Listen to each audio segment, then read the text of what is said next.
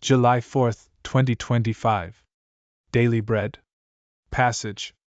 Genesis chapter 34 verse 1 to 31. Key verse. Verse 30.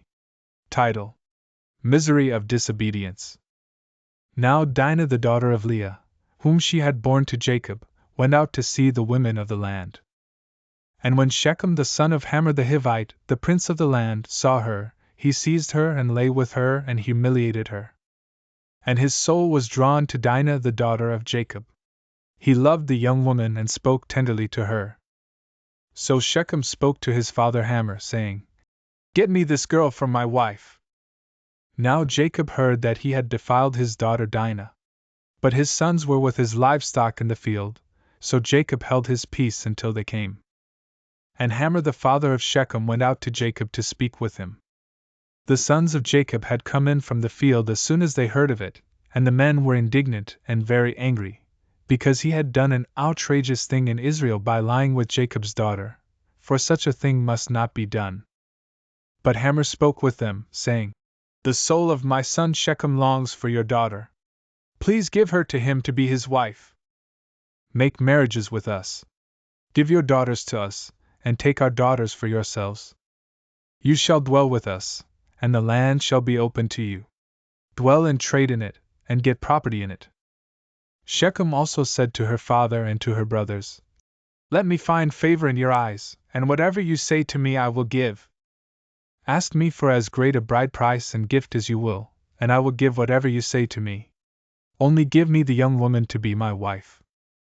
The sons of Jacob answered Shechem and his father Hamor deceitfully, because he had defiled their sister Dinah. They said to them, "We cannot do this thing, to give our sister to one who is uncircumcised, for that would be a disgrace to us. Only on this condition will we agree with you, that you will become as we are by every male among you being circumcised. Then we will give our daughters to you, and we will take your daughters to ourselves, and we will dwell with you and become one people. But if you will not listen to us and be circumcised, then we will take our daughter, and we will be gone."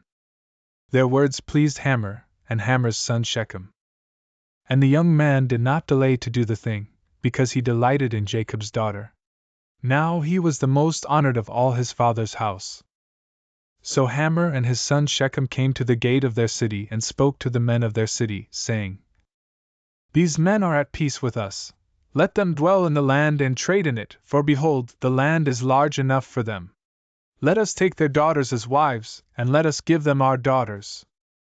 Only on this condition will the men agree to dwell with us to become one people, when every male among us is circumcised as they are circumcised. Will not their livestock, their property, and all their beasts be ours? Only let us agree with them, and they will dwell with us." And all who went out of the gate of his city listened to Hamor and his son Shechem, and every male was circumcised, all who went out of the gate of his city. On the third day, when they were sore, two of the sons of Jacob, Simeon and Levi, Dinah's brothers, took their swords and came against the city while it felt secure and killed all the males. They killed Hamor and his son Shechem with the sword and took Dinah out of Shechem's house and went away. The sons of Jacob came upon the slain and plundered the city, because they had defiled their sister.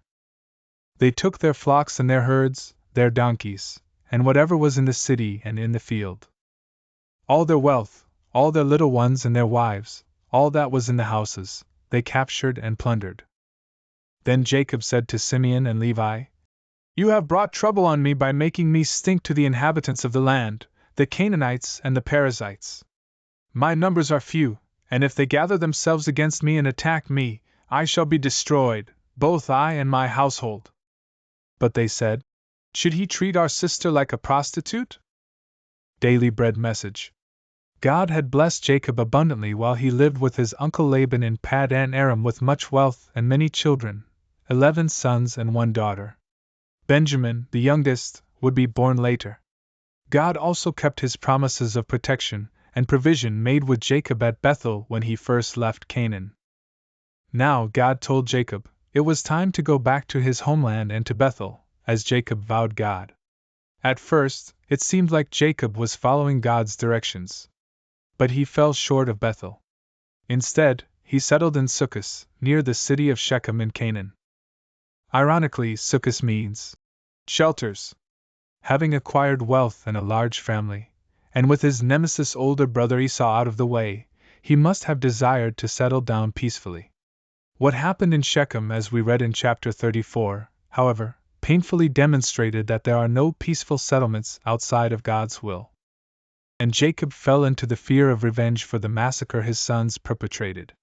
In the past, God had answered his desperate prayers for deliverance from his older brother's revenge. This time, the fear of the threat was greater.